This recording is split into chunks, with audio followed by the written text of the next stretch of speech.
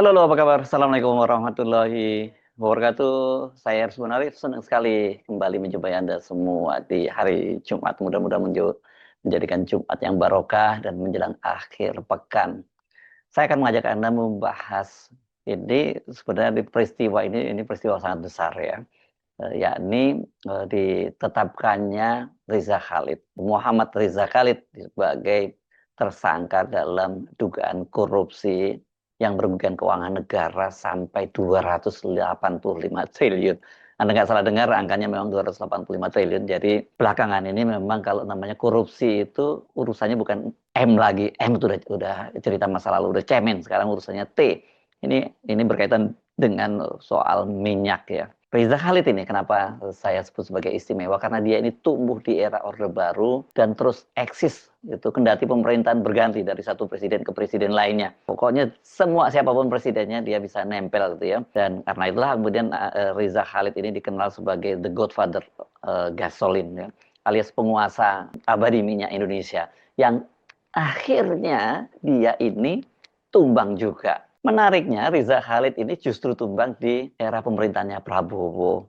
Nah, padahal pada Pilpres 2014 saat Prabowo pertama kali maju menjadi calon presiden, Riza Khalid ini dikenal sebagai pendukung pasangan Prabowo Hatta Rajasa yang kala itu berhadapan dengan Jokowi dan Yusuf Kala. Riza Khalid memang dikenal punya kedekatan dengan Hatta Rajasa yang juga pada waktu itu adalah besan dari Presiden Susilo Bambang Yudhoyono.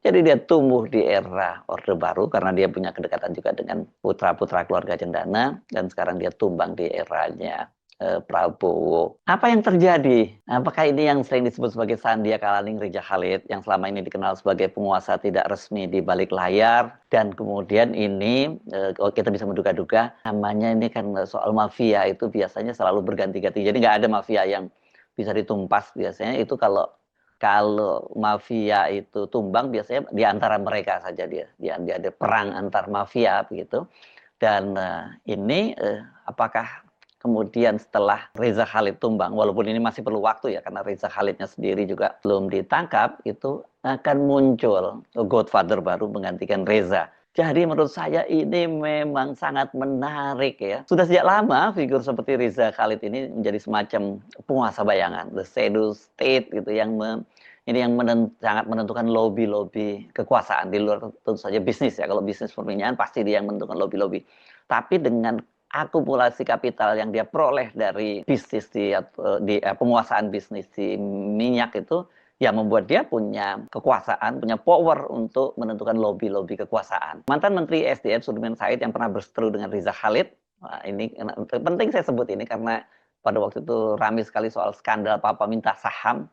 Jadi dia hanya berujar pendek ketika saya mintai komentarnya apa sungguh yang terjadi. Dia menyebutnya wis wayahe, katanya begitu. Ini sebuah idiom dalam bahasa Jawa yang berarti sudah waktunya.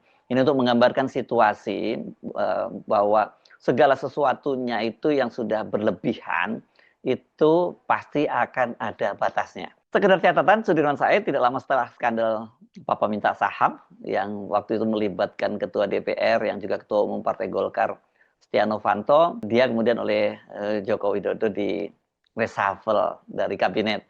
Sementara Presiden Direktur PT Freeport Indonesia, Ma'ruf Samsudin, ini yang dia merekam percakapan bersama dengan Setia Novanto dan Riza Khalid itu tidak lama kemudian dia mengundurkan diri dari Presiden PT Freeport. Ini jabatan empuk ya, jabatan ini kan perusahaan tambang paling gede di Indonesia begitu.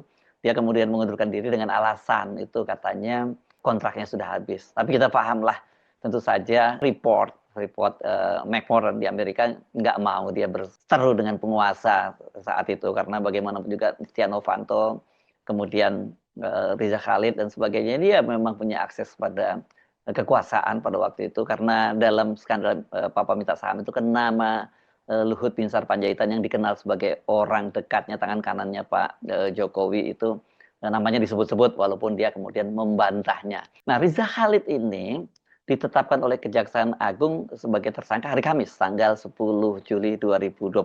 Dia ditetapkan sebagai tersangka dalam kasus dugaan korupsi yang merugikan keuangan negara sebesar 285 triliun bersama dengan 8 orang lainnya. Salah satunya adalah mantan Direktur Pemasaran dan Niaga PT Pertamina Persero Hanung Budia Yuktiana.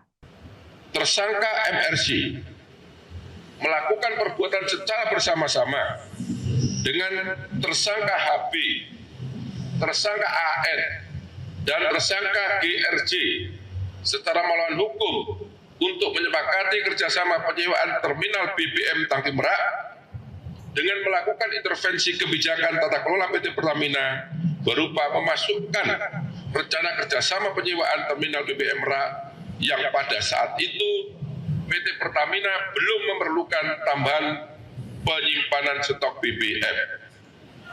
Kemudian menghilangkan skema kepemilikan aset terminal BBM Merak dalam kontrak kerjasama serta menetapkan harga kontrak yang sangat tinggi. 8 orang itu langsung ditahan, sementara Riza Khalid ini sedang dikejar karena dia saat ini tidak berada di Indonesia dan diperkirakan dia berada di Singapura. Tapi orang seperti ini kan dia bisa terbang dari satu negara ke negara lainnya dengan mudahnya, dengan kekuatan uangnya dan juga aksesnya ya.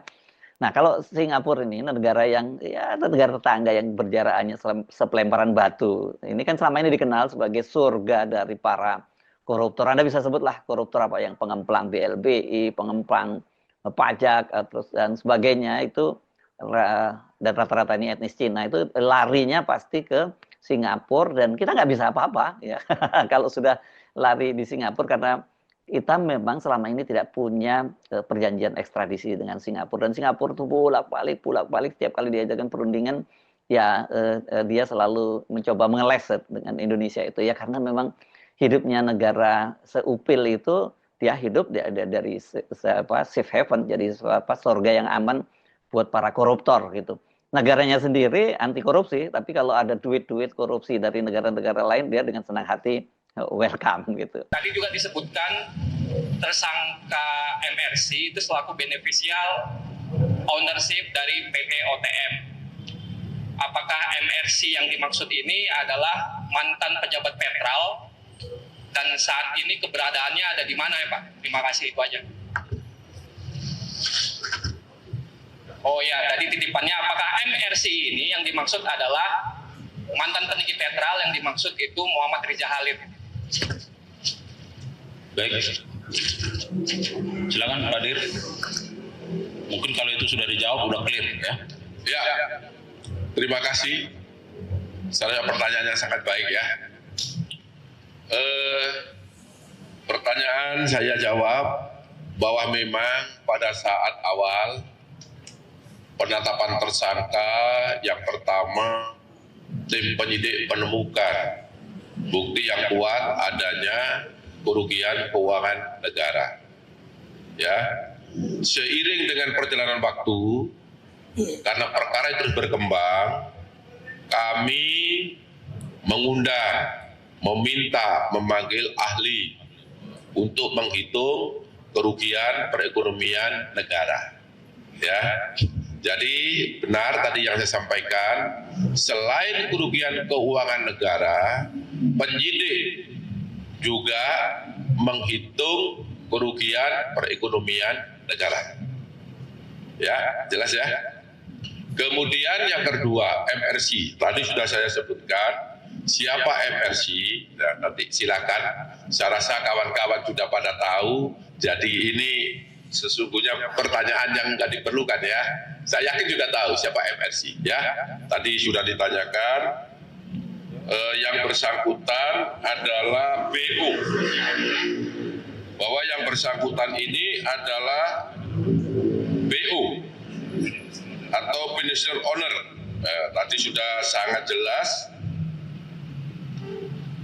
di PT OTM ya. Jadi dia sekarang keberadaannya diduga tidak di dalam Indonesia, namun demikian penyidik sudah memanggil dengan patut. Sampai hari ini yang bersangkutan tidak pernah menghadiri panggilan tersebut. Izin bertanya, kan tadi menyambung sebenarnya. Tadi kan Pak Kohar menyebutkan bahwa si Riza Khalid ini diduga keberadaannya itu ada di luar negeri. Lantas upaya hukum apa yang dilakukan Kejagung? Apakah akan menerbitkan red notice kah terhadap yang bersangkutan? Mengingat kan sudah dipanggil berapa kali tapi tidak memenuhi panggilan. Terus yang kedua, tadi kan disebutkan bahwa PT Orbit Terminal Merak ini mendapatkan keuntungan dari perjanjian skema dengan Pertamina dengan penyewaan lahan yang seharusnya tidak dilakukan. Nah itu berapa nilai keuntungan yang diterima oleh PT Orbit Terminal Merak dari kerjasama yang telah dilakukan ini? Ya, jawab ya. Penyidik sudah melakukan langkah-langkah, melakukan koordinasi. Yang pertama, pada awalnya para calon tersangka ini sudah dilakukan cekal. Kita waktu itu belum tahu di mana semua para tersangka ini. Ini sebagai langkah supaya calon tersangka, karena apa saya sebut calon tersangka? Penyidik sudah punya alat bukti tapi belum dideklar. Dengan maksud untuk membuat penyidikan, tidak mengganggu penyidikan, mempercepat penyidikan. Kita berasumsi positif supaya orang-orang tersebut tidak keluar negeri. Makanya kita jaga. Tetapi khusus MRC selama 3 kali berturut-turut dipanggil dengan patut, tidak hadir, berdasarkan informasi yang bersangkutan tidak tinggal di dalam negeri. Ya, untuk itu kami sudah kerjasama dengan perwakilan Kejaksaan Indonesia di luar negeri, khususnya di Singapura. Ya, kami sudah ambil langkah-langkah karena informasinya ada di sana. Jadi langkah-langkah itu sudah kami tempuh untuk bagaimana kita bisa menemukan dan mendatangkan yang bersangkutan. Ya, saya rasa itu. Kemudian untuk OTM, maaf lupa, ya. OTM, bahwa perjanjian OTM antara Pertamina Patraniaga dengan PT OTM itu berlaku selama 10 tahun. Di mana dalam waktu 10 tahun itu seharusnya OTM itu menjadi milik PT Pertamina Patraniaga. Tapi klausul itu di dalam kontrak dihilangkan. Padahal berdasarkan hasil kajian dari Pranata UI itu sudah jelas apabila 10 tahun dengan harga yang saya sebut tadi itu sudah ada klausul Pertamina akan menjadi aset atau sharing aset menjadi milik PT Pertamina Patraniaga, tapi itu dihilangkan. Berapa kerugian? Kerugian berdasarkan hasil penghitungan BPK sebanyak 2,9 triliun khusus untuk OTM dengan hitungan total loss. Ya, jelas ya? Baik, saya kira cukup ya. Karena memang bahwa penyidikan ini masih terus berlangsung, maka tentu kita memberikan waktu dan ruang kepada penyidik dalam rangka mengumpulkan bukti-bukti untuk semakin membuat terang dari tindak pidana yang sedang ditangani. Saya kira demikian. Terima kasih yang setulus-tulusnya kepada media yang terus memberikan dukungan kepada institusi jaksa yang terus bergerak ke arah yang lebih baik. Mohon maaf kalau ada kekurangan. Billahi taufiq wal hidayah. Wassalamualaikum warahmatullahi wabarakatuh. Jadi memang aparat penegak hukum selama ini kesulitan kalau untuk menangkap penjahat, kendati berada di depan mata ya, karena ketiadaan perjanjian ekstradisi dengan Singapura itu. Barulah pada tahun 2022 ditandatangani perjanjian ekstradisi, itu setelah perundingan yang sangat alot gitu ya. Dan itu pun juga tidak segera diimplementasikan. Baru kemudian pada tanggal 16 Juni lalu, ketika Presiden Prabowo bertemu dengan PM Singapura Lawrence Wong, itu ditandatangani implementasinya bersama dengan belasan perjanjian lainnya. Kita tunggu apakah perjanjian ekstradisi ini, implementasi perjanjian ekstradisi itu sudah efektif dan kemudian tangan-tangan dari petugas atau aparat penegak hukum kita dalam hal ini kejaksaan bisa menjangkau Riza Khalid yang ada di Singapura gitu. Kalau toh bisa mungkin Riza Khalidnya sudah terbang ke negara lain. Jadi ini dipastikan akan sangat panjang prosesnya. Jangan dibayangkan akan semudah membalikkan telapak tangan karena kita sudah punya perjanjian ekstradisi misalnya dengan Singapura dan kemudian dia bisa dijangkau. Kemudian juga Riza Khalid dibawa pulang ke Indonesia karena kita bisa pastikan bahwa banyak sekali kalangan di Indonesia, elit-elit politik dan bahkan mereka yang sekarang masih ada di kekuasaan pasti mencoba melindungi Riza Khalid ini. Karena apa? Karena penetapan dia sebagai tersangka. Apalagi kalau kemudian sampai dia ditahan dan dibawa ke Indonesia itu bisa membuka kotak Pandora ya. Kecuali kalau dia punya sumpah omerta ya, tidak akan membuka rahasia siapapun seperti mafia-mafia lainnya di Sicilia gitu. Semua penguasa Indonesia sejak Orde Baru sampai sekarang itu ya terhubung dengan dia atau setidaknya ini gitu ya, setidaknya bersentuhan dengan dia. Ini kalau kadar ini najis gitu ya. Ini levelnya itu beda-beda, ada yang level yang ringan, sedang dan berat gitu. Ya ini karena mereka semua bersentuhan dengan licinnya dolar dari bisnis minyak yang selama ini dikuasai Riza Khalid, yang sehingga dia pun juga licin, dia juga selalu lolos dari berbagai kasus gitu. Tanda kejatuhan Riza Khalid ini sebenarnya sudah nampak ya ketika tanggal 26 Februari ini beberapa bulan yang lalu anaknya Kerry Andrianto Khalid dijadikan tersangka oleh kejaksaan dan langsung ditahan. Kerry juga ditetapkan sebagai tersangka dan beberapa orang tersangka lainnya ini dalam dugaan kasus korupsi tata kelola minyak mentah dan produk kilang di PT Pertamina Subholding dan kontraktor kerjasama KKKS ya. Ini periode 2018-2023. Ini kasus yang kemudian juga merambat ke Riza Khalid. Penetapan Kerry sebagai tersangka dan sekaligus penahanannya sangat mengejutkan dan menjadi sinyal yang ada yang berubah di peta politik nasional dan kaitannya dengan elit politik dan mafia minyak yang ini semua melibatkannya alurnya mulai dari atas sampai ke bawah gitu. Jangankan menetapkan tersangka ya, apalagi sampai menahannya. Menyebut namanya pun pada waktu itu banyak orang yang sungkan bahkan takut untuk menyebut nama Riza Khalid ini. Kalau anaknya ditangkap kan berarti ini juga mulai mengusik Riza Khalid. Biasanya pada waktu itu beberapa kalangan menyebutnya dengan inisial saja, Mr. R disebutnya seperti itu. Bagaimanapun Kerry adalah anak Riza Khalid. Jelas aparat penegakan hukum akan berpikir dan berhitung ribuan kali melakukannya kecuali sudah mendapat backup langsung dan green light dari penguasa. Jadi kalau kemarin itu Kerry Andrianto Khalid pun sudah dijadikan tersangka, ya memang itu soal waktu saja untuk Riza Khalid. Tergantung negosiasinya ya, tarik menarik kekuasaan di situ. Dan ini prosesnya panjang, makanya kalau kita hitung dari Februari, sekarang bulan Juli, berarti berapa? 5 bulan kemudian barulah Kejaksaan Agung mengumumkan penahanan, bukan penahanan maksud saya, penetapan Riza Khalid sebagai tersangka. Buntut dari kasus Kerry waktu itu, rumah dan kantor Riza Khalid itu digeledah oleh Kejaksaan Agung pada Selasa 25 Februari 2025. Dari penggeledahan itu diamankan sejumlah dokumen dan uang tunai sebesar 833 juta dan juta rupiah ya, bukan dolar ini ya, dan uang tunai dalam bentuk mata uang asing sebesar 1.500 US dolar. Ini uang kecil, ini cuma ganjal pintu kalau untuk Riza Khalid ini. Jadi jelas langkah kejaksaan itu sudah dibaca oleh Riza. Karena itu ya kemudian dia memutuskan untuk meninggalkan Indonesia. Saya tidak tahu apakah pada waktu ditetapkan itu Riza Khalid masih ada di Indonesia atau setelah anaknya ditetapkan jadi tersangka dia segera meninggalkan Indonesia. Tapi jelas dia jauh sebelum itu sebagai orang yang punya akses kekuasaan yang sangat besar dia sudah tahu dia apa yang terjadi dan dia sudah melakukan langkah antisipasi. Makanya kalau kemudian yang di dokumen dan uang yang disita hanya 833 juta dan uang asingnya cuma 1.500 US dollar, saya kira ini sudah diamankan semua uang-uangnya ya.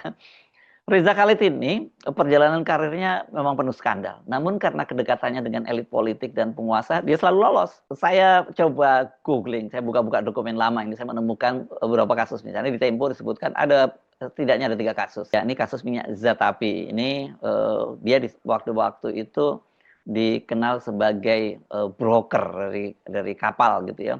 Dan dia menjadi sorotan karena ini kaitannya impor minyak Zatapi pada tahun 2008. Pada waktu itu Pertamina Trading Limited, Petral, membeli minyak campuran yang beri nama Zatapi melalui Global Resource Energy dan Gold Manor. Ini dua perusahaan yang terafiliasi dengan Reza Khalid. Dan dari investigasi yang dilakukan oleh Tempo pada tahun 2008, Reza bersama Skiller Margandana Pitupulu dan Irawan Prakoso terlibat dalam kong kali kong impor 600.000 barel minyak mentah Zatapi. Satu transaksi pembelian minyak mentah itu menyebabkan Pertamina tekor sampai 65 miliar. Yang berikutnya kemudian audit Petral dan kemudian berakhir dengan pembubaran Petral. Pada waktu itu Reza Khalid juga terlibat dalam kasus ini. Malah ini salah satu dia pemain kuncinya ya. Jadi disebutkan di situ mengungkapkan modus permainan kotor impor minyak dan gas di sekitar Petral pada tahun 2012 sampai 2014. Salah satu temuan audit forensik menyebabkan kebocoran informasi pengadaan minyak mentah dan BBM merembes keluar perusahaan lewat trading 88@gmail.com. Melalui grup email inilah semua data rahasia Pertamina Energy Service termasuk harga perkiraan sendiri dibocorkan ke pihak luar. Akibatnya Pertamina tidak mendapatkan harga yang kompetitif. Dan pihak yang menerima bocoran data itu adalah Global Energy Resources PTE Ltd dan Verita Oil PTE Ltd. Nah, pada waktu itu yang menjadi menteri ESDM-nya juga Sudirman Said. Jadi ini banyak berurusan ini Sudirman Said ini dengan Reza Khalid ini. Dan Global itu merupakan perusahaan yang terafiliasi dengan Reza Khalid. Jadi semuanya ini terafiliasi dengan Reza ya. Global dikendalikan orang-orang yang juga mengendalikan PT Energy Limited, Verita Oil, PT Ltd dan Gold Manor International Limited. Salah satu direktur Gold Manor adalah Skiller Margandana Pitupulu, pengusaha yang juga terseret kasus minyak Zatapi bersama Reza.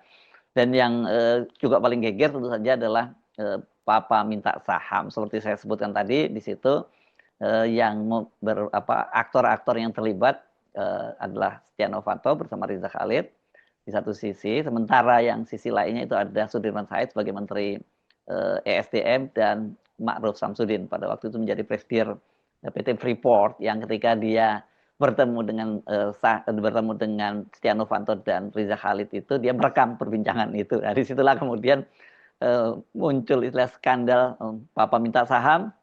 Kita masih ingat bagaimana Sudirman Said kemudian melaporkan Setia Novanto ke Dewan Kehormatan Badan Kehormatan Dewan ya di DPR pada waktu itu, kemudian diproses dan sebagainya, tapi buntutnya seperti kita tahu kemudian Sudirman Said malah justru ditendang dari kabinet. Jadi sangat menarik kita ikuti perkembangan berikutnya ini, perkembangan lebih lanjut. Apakah ini hanya berhenti pada penetapan dia sebagai tersangka dan kemudian dengan alasan karena dia tidak bisa ditangkap, maka kasusnya itu kemudian ditutup begitu saja. Tetapi dipastikan kan kalau Reza Khalid ini banyak sekali yang akan melindungi karena mereka juga pasti takut terseret-seret karena ini kita bisa sebut sebagai kotak Pandora Reza Khalid gitu. Dan juga pertanyaannya, saya kira ini wajar sekali kalau muncul siapa pemain penggantinya kalau kemudian Reza Khalid ini dihabisi gitu. Saya Subhan Arif, sampai jumpa lagi. Wassalamualaikum warahmatullahi wabarakatuh.